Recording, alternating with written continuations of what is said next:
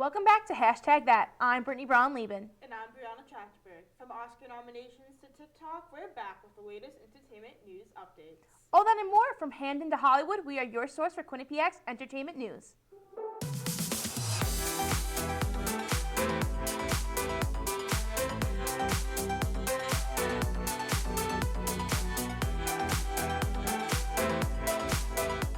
From Hamden to Hollywood, we are your source for Quinnipiac's entertainment news. Hollywood heartthrob Ryan Gosling is rumored to be joining the Star Wars saga. Filmmaker Sean Levy is the mind behind the new film. Levy has worked on films such as Deadpool and Wolverine, Night at the Museum, and is also a producer on Netflix hit series Stranger Things. This new space saga film has been in the works between Lucasfilms and Levy since 2022. Lucasfilms has taken a step back from the film world and shifted to focus its series on Disney+. If Gosling agreed to be in the film, it could send this project into hyperdrive.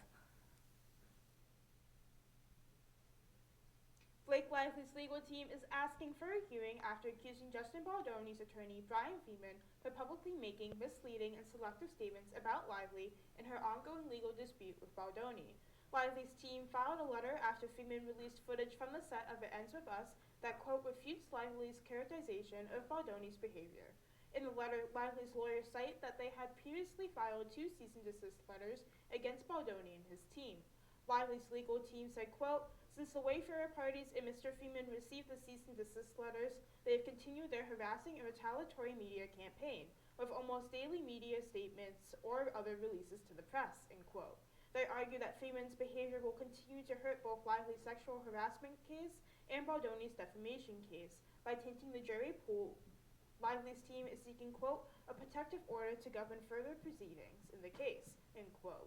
According to the letter, they feel that the hearing is necessary to further prevent any more harm caused by Freeman in his statements. Kendrick Lamar announced on Thursday that SZA will be joining him as a Super Bowl halftime show performer. Lamar posted a video to his social media accounts showing him and SZA talking about their plans for the show. In the video, Lamar says, quote, this field's a lot bigger than people think, so that's a must, exactly what I've been thinking about, a guest performer. Then SZA shows up behind him. This is not the first time these two artists have worked together. Both the singers have worked on the singles Luther, Gloria, and 30 for 30. This also won't be the last time these two artists will perform together. Lamar and SZA will be going on tour in April. TikTok isn't going away just yet. On Saturday, January 18th, the popular app had gone dark on phones across America for about 14 hours.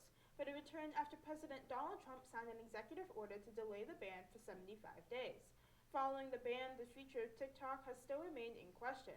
Popular YouTube and TikTok star Jimmy Donaldson, or better known as Mr. Beast, has now made an offer to buy the app. Mr. Beast posted on Twitter, quote, okay, fine, I'll buy TikTok so it doesn't get banned, end quote. He then later posted on TikTok that, quote, I just got out of a meeting with a bunch of billionaires. TikTok, we mean business, end quote. The bid comes in response to the Supreme Court's decision to uphold the federal law banning the app unless it is sold to a non-Chinese-based company. Mr. Beast is not the only person looking to buy the app. A group called the People's Bid for TikTok that includes Shark King's Kevin O'Leary has made a bid for the app. While the executive order delayed the ban for now, time is still ticking down to find a permanent solution. Don't go anywhere, as we got a lot more to talk about after this commercial break. When I was in foster care, I never knew when I would have to move, so I always had my suitcase ready to go. Then one day, I was adopted. My new parents opened their hearts and home to me. My parents cook my favorite breakfast for me every morning. My parents take me on trips I never thought I would go on. They gave me a home and an even better reason to use that suitcase. My parents aren't perfect, but they're perfect for me. Owen, when you came into my life, it was a whirlwind. I just can't do it. We didn't know what the future would hold, but we knew you would always be a part of it. Adopting you was the best decision in our life. And I am so proud to call you my son.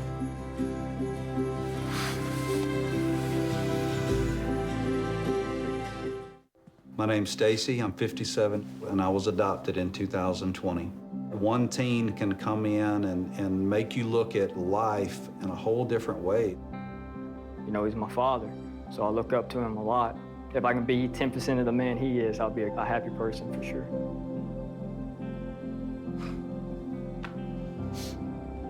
Learn about adopting a teen from foster care. You can't imagine the reward. Visit adoptuskids.org. There's been a lot happening in gaming right now, so I think we gotta get plugged in with Tyler Green. Thanks, guys.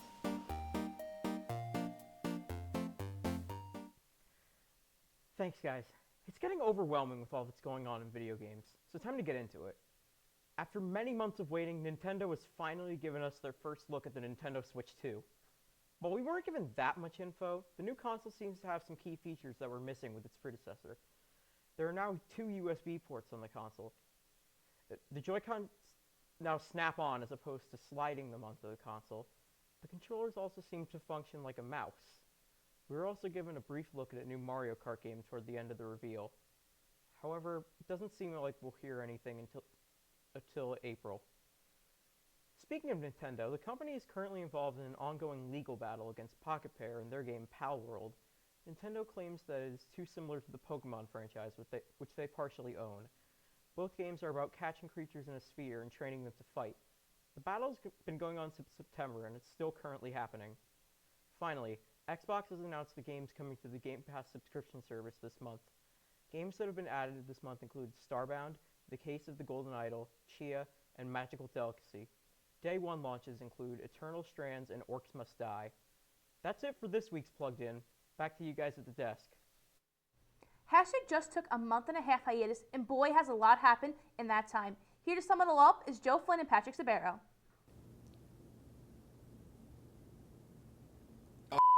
Hey, hashtag, sorry for dozing off there. It's been a while since our last show. It's 56 days to be exact, and I'm still kind of in hibernation mode. So there's a lot of news we haven't been able to cover while we were gone. So I'm going to take this time to just talk about what you guys may have missed. So without any further ado, let's get right into it. So Mac Miller released a new album. It was a posthumous album called Balloonerism. Just like Circles, this album was released after Mac Miller's unfortunate death in 2018, and this was released by Mac Miller's estate. So Balloonerism is a project that Mac Miller was working on between the time of watching movies with the sound off in 2013 and Faces in 2013/2014. This album has a very similar sound to those 2 albums as it was released at that time, and it's something that was kind of really enjoyable and really nice to listen to. I really liked songs like $5 Pony Rides and Funny Papers. It was a welcome surprise that the Mac Miller estate released another one of Mac Miller's projects, and just like Circles, they did a fantastic job preserving Mac Miller's sound and his music.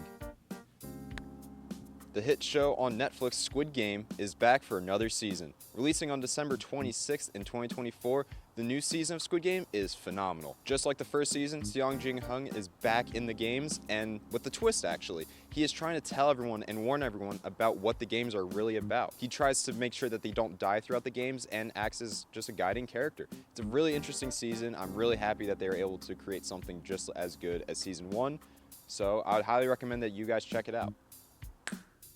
Den of Thieves 2 Pantera is a generic action film. Directed by Christian Gudegast and starring Gerard Butler, Den of Thieves 2 Pantera is, as I said, a generic action film. The action in the film is not really there until like the very end. It's mostly just planning for a bank heist that ends up being pretty cool, but it just takes so much time to just build up exposition and build up these characters. It's kind of unnecessary. I was really disappointed too, because I do like Gerard Butler films. They're just throwaway action films I really enjoy, and I was hoping that this one would be kind of like that, but it was just boring most of the time. To be fair, the first one wasn't that great, so this is a small improvement, but if they make a third one, I'm expecting a lot more. Unfortunately, that's all the time I have for today, but don't go anywhere. Hashtag that will be back after this quick commercial break. It's been pretty chilly outside, so I think it's time to crank the temperature to social and turn to Samantha Nunes.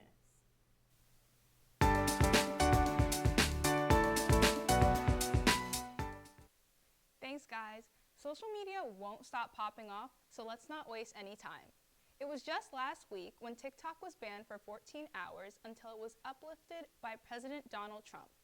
Though the app is still usable, the video sharing platform cannot be found on any US App Store.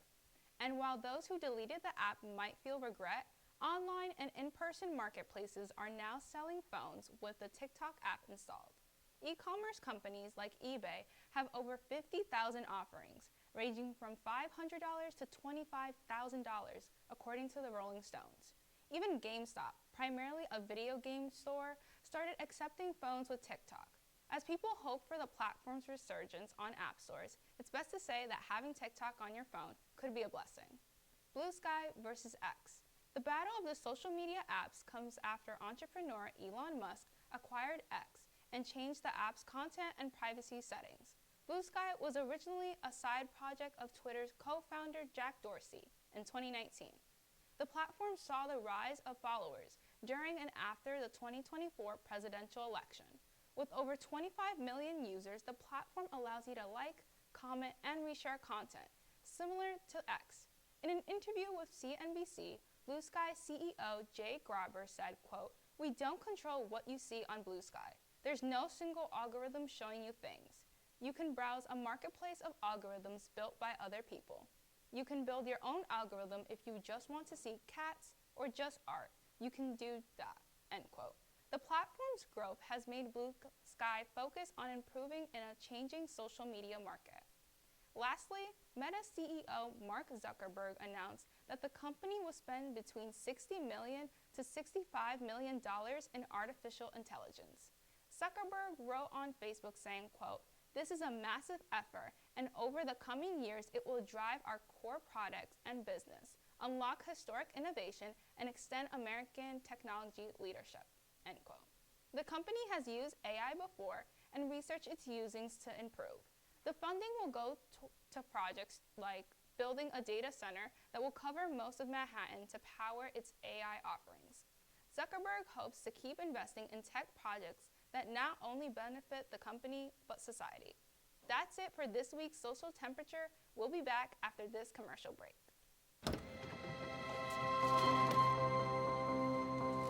The impact of a meal goes well beyond feeding our bodies.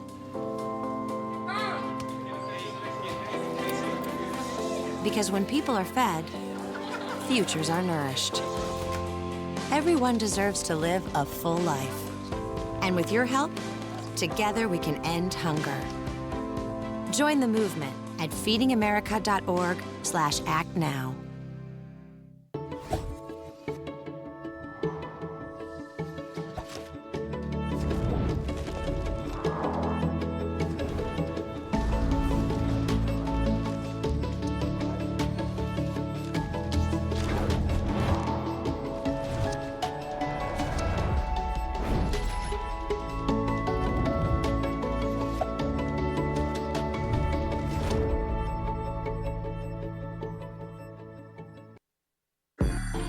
I'm an ex-drug dealer, and I'll be your sub today.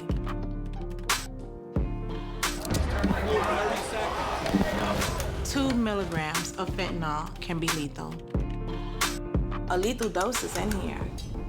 Who gets it, I won't know. It's cheap, it's potent, and it's profitable. The sad reality is, fentanyl is being mixed into everything now. More kids should know.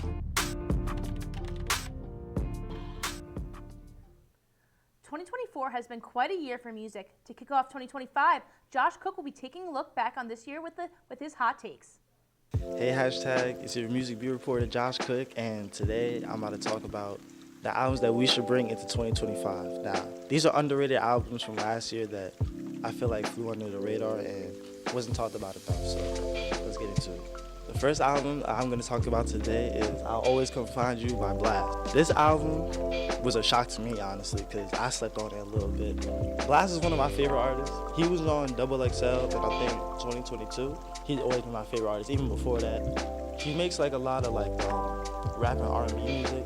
This album is like his most complete album. I always say, like, for people that don't know Blast, this album might be like hard to get into because it's his longest album. It's his most experimental one. The top 3 songs on this album are Want You to Know, Paper Route, and I Had To. The next album I'm talking about today is Everybody Can't Go by Benny the Butcher. As a basketball fan, I'm not gonna lie, like, this is in like a lot of basketball mixtapes. I'm like playing basketball myself, like I listen to this a lot pregame. It's very inspirational because you hear a lot about his story. In the album, he talks about his family, he talks about his life, talks about the life he had before rapping. The top 3 songs of this album, in no particular order, are Everybody Can't Go, How to Rap, and Big Dog. For the next album, we're talking about Born in the Wild by Thames. Not a lot of people know about Thames. She's very underrated, I would say. Even though I talked about her in the Grammy video, because she did get nominated for a Grammy, which I'm very happy for. I would say that not a lot of people listen to this album, and you all should. She talks about not being from America, how her music career has basically just exploded like crazy. You know, she's still growing, and I'm happy that she's not just riding the wave off of just one song. The best songs on this album are Wickedest, Love Me JJ, and Burning. Our 4th album today that I'm going to talk about is Maybe in Nirvana by Smino.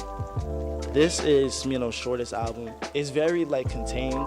It's the Smino that we all know and love, but I feel like it didn't get a lot of traction because it just came out of nowhere, which usually is not the case, because usually surprise albums build the most hype because people was like, whoa, I didn't know you was gonna drop. But he kind of dropped when the whole Kendrick and Drake thing was going on.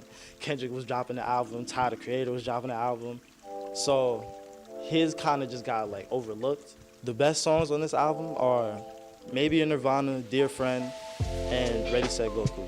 For our final album, yes, you see it correctly, Hit Me Hard and Soft by Billie Eilish. Now, I know that this is not an unrated album, but this album I slept on personally in 2024. I got told to listen to this album many times, and I was just like, okay. So I listened to it one night, and it was crazy. I saved every song off this album. This is really one of the best albums of last year. The sound itself, the production of the album is crazy. The beat switches. The best 3 songs on this album are Birds of a Feather, Cheerio, and Blue. But yeah, that's all for today, and let's go back to the desk.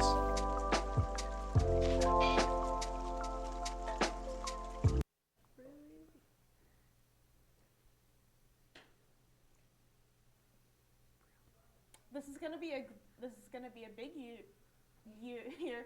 Hollywood and TikTok are the first Hollywood updates of the year. Sitting with us at desk is Zoe Metzel. Thanks, guys. The 97th Academy Awards is nearing closer, and after constant fan speculation, the nominations are finally out. We have a lot to cover, so let's get right into it.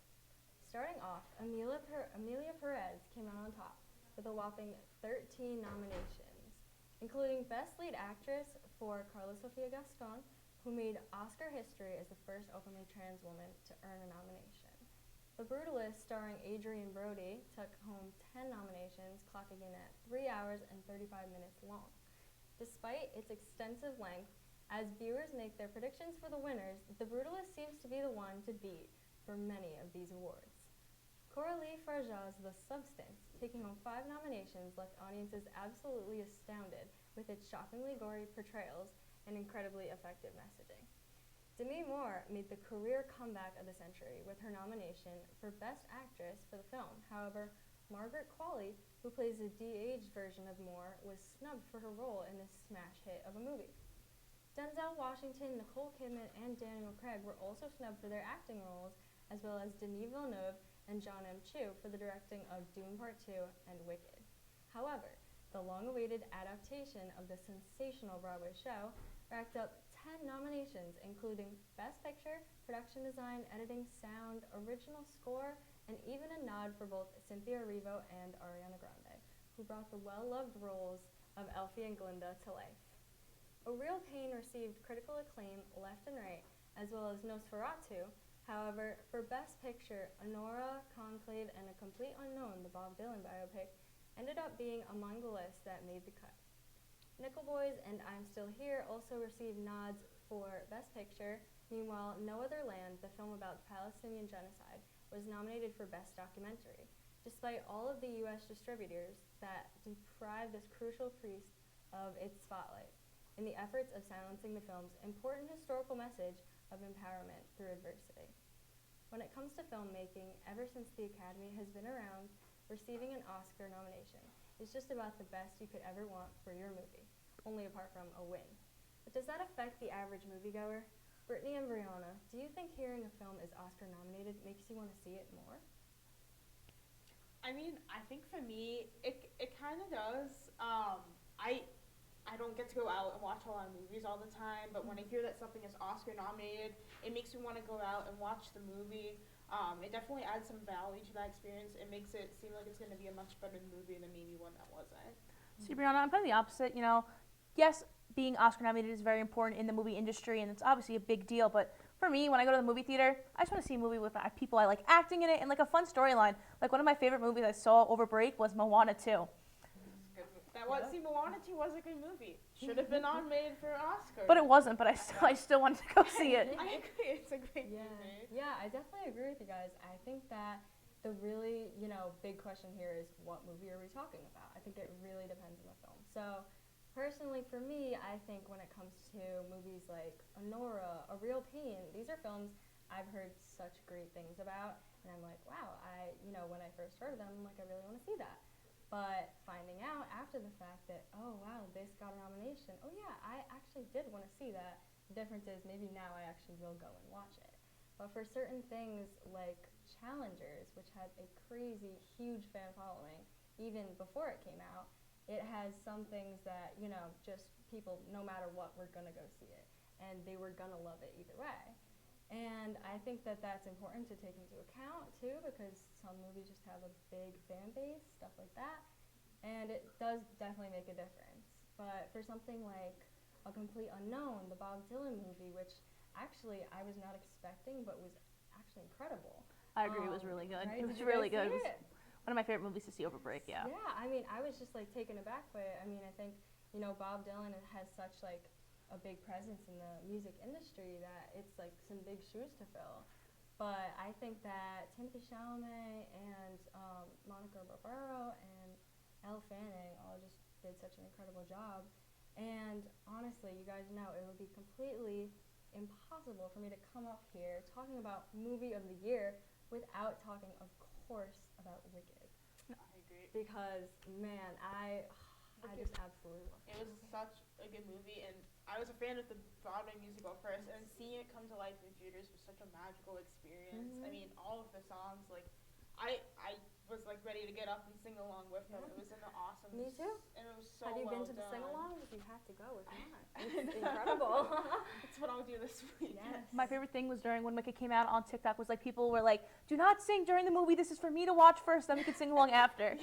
It's true. You need to first like watch. You really need to like absorb it. But honestly, I think so many things about that movie, like the production, just like the set design, definitely deserves the Oscar for that because it's so much work I put into it and everything. Definitely does, especially when you consider that both actresses were singing live during the whole movie. I mean, a lot of times you see that actors and actresses, they're using like pre-recorded soundtrack, which makes sense. It's a lot of singing. The vocal cords kind of go out pretty fast. But that the fact that they were able to sing live just adds so much to the acting and really just proves why they both deserve Oscars for the performance. Well, going off that, when singing live too, during the choreography too, like that takes a lot of work. It's very intense for that movie, and it was just a great job. Yes, no, I totally agree. I think that everybody did such a good job on it, and the one thing that's bothering me the most is that John Chu, the director of the film, didn't even get a nomination. I'm like, this is up for Best Picture, and the director isn't? Like, what do you think a director does? Like, he is up there putting in so much work. I mean, it's been 21 years since this movie is, the show's been around, but I think they absolutely killed it. Well, guys, it truly has been a pleasure joining you today. That's all the time we have for Hollywood News Update. I may be signing off, but don't go yet, as you still have a little more of these two to go after this short commercial break.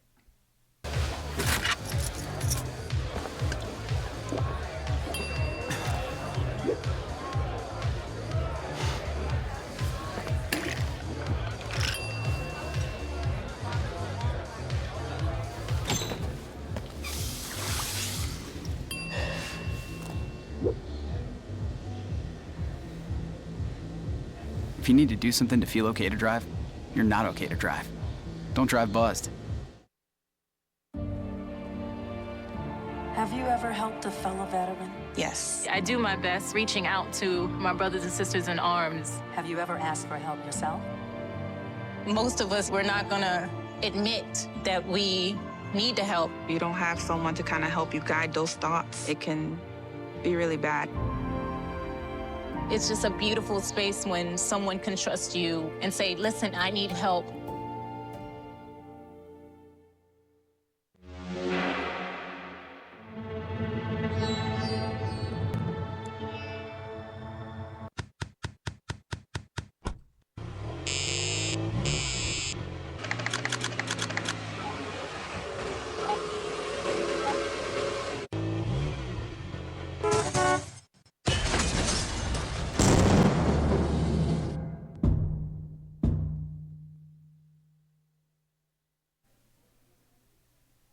This week, Brianna and I are playing a game of 2000s TV with our host, Anthony Accardi.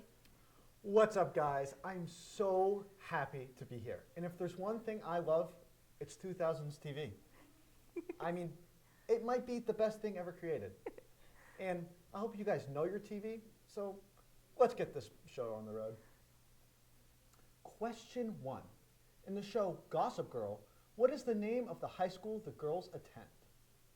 Is it A, Northside, B, Constant Billard, C, St. Jude's, or D, Washington? What do you guys think? Think about it. I know the answer. I know it too. Oh my God. Ready? Yeah, we watch Gossip Girl like every night in the dorm. Okay, every night? Yeah. It's how we relax at night. It's nice. It's like you put it in the background, you do your homework, and Gossip Girl's talking to you. Oh, okay. I didn't realize that you guys had such a spiritual relationship to this show, but you know? I after this, I'm gonna just watch the Celtics game like a normal person. Well, we do that too. You gotta take turns. Oh, yeah. Oh. Do you have the Celtics game and then Gossip Girl at the same time, like a summer yes. Okay. But, anyway. So the answer, I think, is It's B. The answer's B. I have Northside. Oh, looks like you guys are wrong. Maybe if you actually watch Gossip Girl instead of having it on the background. We could be wrong. We could be wrong. Well, the teleprompter says it was A, so that's what I'm going with. Okay. Question 2. In the show Modern Family, how many people live in the Dumpies house? 5, 7, 2, or 0? I know the answer. I've never seen the show. You never watched Modern Family? No, I It's a great show. haven't. Well, you're going to give me the answer in 3, 2, 1. A. A5? Yeah, That's five. correct. We do better with the shows we don't know. Yeah. Okay, guys. Question 3. In the show The Sweet Life in Zack and Cody, which character's father owns the hotel? London, Marion Mosby, Maddie, or Arwen? Also, these are weird names. I just want to say. Have you ever watched the show? No. You didn't watch it? Guys, I was born in 2004. Like, Okay, so were we. This is like our whole childhood. we were all born in the same year? Yeah. This is really exciting for me, guys. All right. The crew is laughing right now. All right, give me the answer in 3, 2, 1. A. London. London Tipton. Correct! Oh my God, you guys are spectacular. You know what else is spectacular? The year 2004. Speaking of 4, question 4. In the Phineas and Ferb theme song, how many days are there of summer vacations? Is it 60, 104, 102, or 90? Now let me guess, you guys know this, right? Yeah. Because I had it on the background, just like Gossip Girl. Or did you guys actually watch this? No, of course we watched this. It was my show growing up. Yeah. It's how I spent my Really? summers. Yeah. Really, me too. Oh my God. Well, tell me what number it is. It's 104 days of summer vacation. Oh my God, that's correct! I literally didn't even look at it. I just knew it was correct. You know what's awesome? The number 5. Oh. Speaking of 5, question 5. In the show Wizards of Waverly Place, what kind of business does the Russo family own? A pet shop, a hardware store, a bowling alley, or a sandwich shop? I know the answer. I know. This is another great show. So ready? The answer? 3, 2, 1. D. D. Sandwich shop! Yeah. Yes! All right. In the show Grey's Anatomy, the most viewed episode is It's the End of the World. Received how many views? 25, 97, 12, or 37 million? All right, I have no idea. So I do love this show. It is a great episode, but I'm going to guess 3. 25. 20, yeah, 25 sounds good. 25 sounds 25? good. Oh, that's maybe wrong. we were close. All right, well, that's all the time we have for today, and it's been so much fun, and thank you guys for having me on. Of course. It was great having you on. And make sure to follow us on all of our social media accounts to stay up to date. I'm Brittany Brown-Leben. And I'm Brianna Trachtenberg. From the producers, talent, and everyone working hard behind the scenes, thank you for watching #that, and we'll see you again next week.